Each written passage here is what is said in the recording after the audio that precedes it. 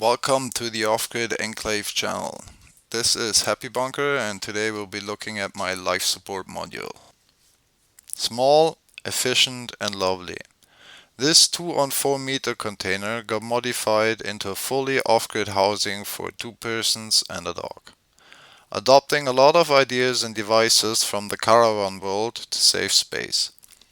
Technical devices are nicely arranged to enable a maximum of luxury on a minimum of space.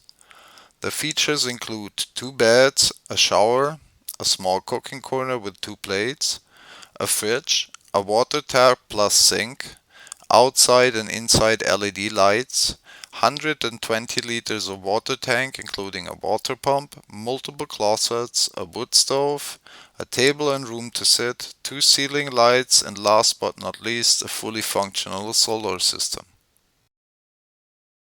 To save space, the water tank was placed under the bunk beds.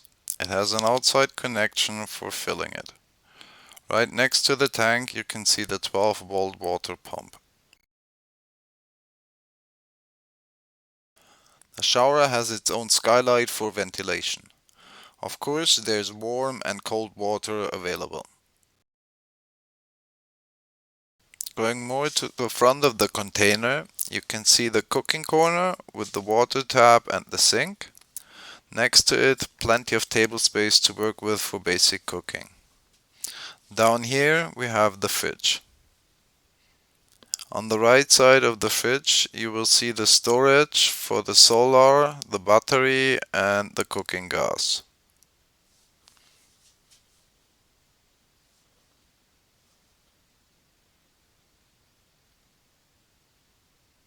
To check the solar system's condition, there is a built-in voltmeter.